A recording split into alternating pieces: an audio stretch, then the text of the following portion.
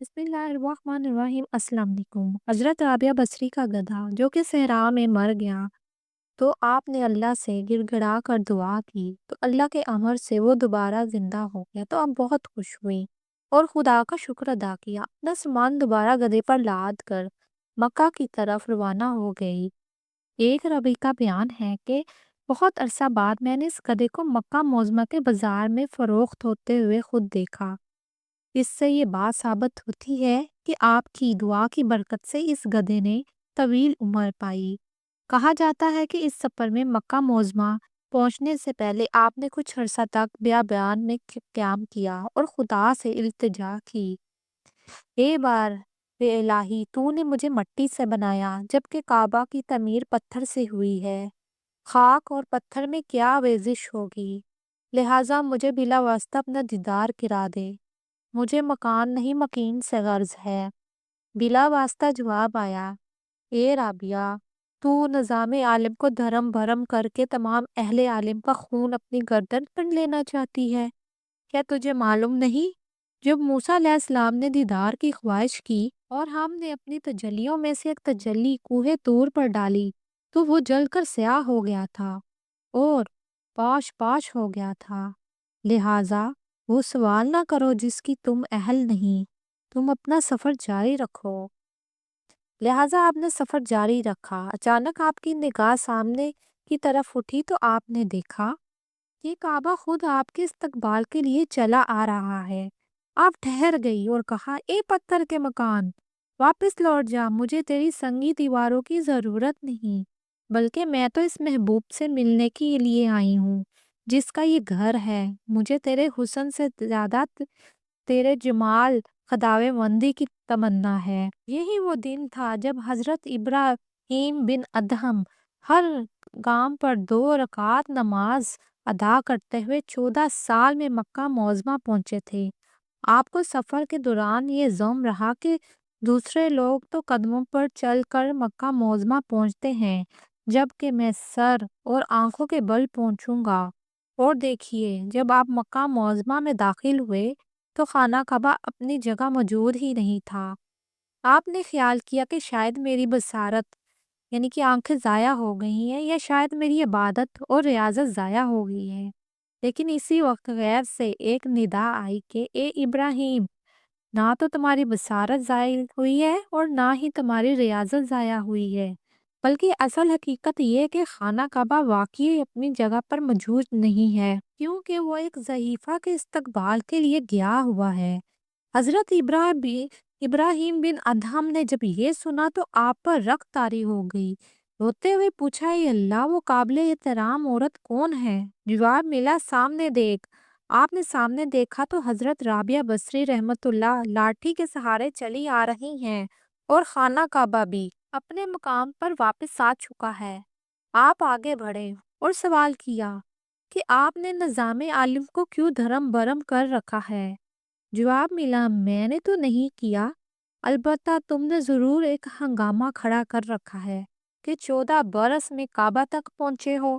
حضرت ابراہیم بن ادہم نے جب یہ جواب دیا کہ میں تو ہر قدم پر 2 رکعت نفل پڑھتا آیا ہوں جس کی وجہ سے تاخیر سے پہنچا ہوں، حضرت رابعہ بصری رحمت اللہ نے کہا کہ اپنا تماشا بناتے ہوئے آئے ہو تو دیر تو ہونی ہی تھی۔ تم 2 رکعت پڑھ کے فاصلے طے کرتے رہے جبکہ میں نے خاموشی سے عاجز ساری سے یہ فاصلہ طے کر لیا اور یہاں پہنچ گئی ہوں۔ پھر آپ دونوں نے حج کیا، طواف کعبہ کے مکمل کیا۔ پھر حضرت رابعہ بصری نے انتہائی عاجزی سے دعا کی، اے مالک، تو نے حج پر اجر کا وعدہ کیا ہے اور مصیبت پر صبر کرنے پر بھی، لہٰذا اگر میرا حج قبول نہیں تو مصیبت پر صبر کرنے کا ہی اجر عطا کر دے، کیونکہ حج کے عدم قبولیت سے زیادہ اور کون سی مصیبت ہو سکتی ہے۔ حضرت ابراہیم بن ادہم نے جب حضرت رابعہ بصری کی یہ دعا سنی تو لرز کے رہ گئے اور دل میں کہنے لگے، واقعی حضرت رابعہ بصری بلند درجے پر فائز ہیں جو اس طرح دعا مانگنے کا حوصلہ رکھتی ہیں۔ حج سے فارغ ہو کر حضرت رابعہ بصری واپس تشریف لائیں عبادت اور ریاضت میں مشغول ہو گئیں۔ اگلے سال پھر حج کا مہینہ آیا تو دل میں پھر محبوب کو دیکھنے کی آرزو پیدا ہوئی۔ ساتھ ہی دل میں خیال آیا کہ گزشتہ سال تو کعبہ نے میرا استقبال کیا تھا، لیکن اس بار میں خود اس کا استقبال کروں گی۔ چنانچہ شیخ ابو علی فارمدی رحمت اللہ، جو امام غزالی کے استاد بھی تھی، کی روایت ہے کہ ایام حج میں آپ نے کروٹ کے بدل کعبے کی سمت لڑکنا شروع کر دیا اور پورے 7 سال کے عرصے میں عرفات میں پہنچ گئی۔ ابھی آپ عرفات میں داخل ہوئی ہی تھی کہ ندا آئی، رابعہ اس طلب میں کیا رکھا ہے؟ تو نے ہمیں بصرے میں ہی کیوں کہہ دیا ہوتا، ہم وہی تجھے اپنی تجلی سے نواز دیتے۔ آپ نے عرض کیا، اے خداوند تعالیٰ، مجھ میں تیری تجلیوں کا بار اٹھانے کی طاقت اور سخت کہاں، البتہ اس دعا ہے کہ مجھے رتبہ فقر عنایت کیا جائے۔ پھر ندا آئی، رابعہ فقر کا رتبہ تو ہمارے قہر کے مترادف ہے، جس کو ہم نے صرف ان لوگوں کے لیے مخصوص کر دیا ہے جو ہماری بارگاہ سے اس طرح متصل ہو جاتے ہیں کہ بال برابر فرق نہیں رہتا۔ پھر ہم انہیں قربت سے محروم کر کے ان سے لذت وصال چھین لیتے ہیں اور پھر ان کو ہجر کی آگ میں ڈال دیتے ہیں۔ اس کے باوجود ان کو کسی قسم کا حزن و ملال نہیں ہوتا، بلکہ وہ میرے قرب کے لیے از سر نو سرگرم میں عمل ہو جاتے ہیں۔ اے رابعہ، اس دنیا اور اس وقت دنیا کے 70 پردوں میں ہے، اور جب تک تو ان پردوں سے باہر آ کر ہماری راہ میں گامزن نہیں ہوتی، اس وقت تک تجھے فقر کا نام بھی نہیں لینا چاہیے۔ پھر ارشاد ہوا، نگاہ اٹھا اور سامنے دیکھ۔ حضرت رابعہ بصری نے نگاہ اٹھا کر دیکھا تو لہو کا ایک بحر بیراں ہوا میں معلق نظر آیا۔ لگتا تھا کہ اس بحر بیراں کی ایک لہر عرش مولا تک اور دوسری پاتال تک پہنچی ہوئی ہے۔ آپ یہ دیکھ کر لرز گئی تو ندا آئی، یہ ہمارے ان اشقاق کے چشم خون چکا کا دریا جو ہماری طلب میں چلے اور چند قدم چل کر پاشکستہ ہو کر رہ گئے اور خون کے آنسو رونے لگے۔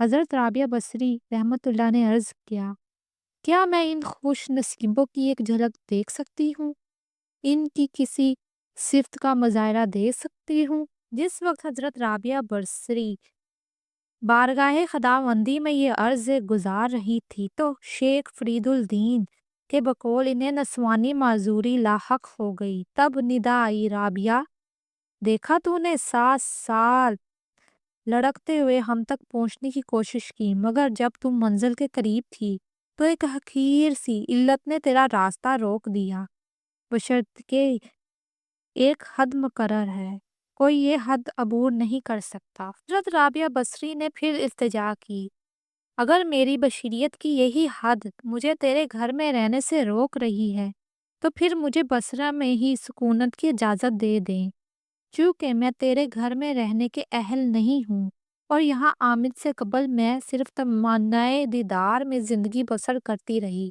اب میں تیری یاد اور تیرے ذکر کو ہی تیرا جمال اور تیرا دیدار سمجھوں گی۔ یہ عرض کر کے حضرت رابعہ بصری بصرہ واپس آ گئی اور جب تک زندہ رہی دن رات عبادت اور ریاضت میں ہم تن مشغول اور مصروف رہی۔ پیارے دوستو، اگر آپ کو یہ کہانی اچھی لگی ہو پلیز میرے چینل کو سبسکرائب، لائک اور شیئر ضرور کیجیے گا۔ میں غریبوں کی مدد کرنا چاہتی ہوں اور اپنے گھر والوں کو سپورٹ کرنا چاہتی ہوں۔ اب مجھے اجازت دیجیے، اپنا بہت سا خیال رکھیے گا۔ اللہ حافظ۔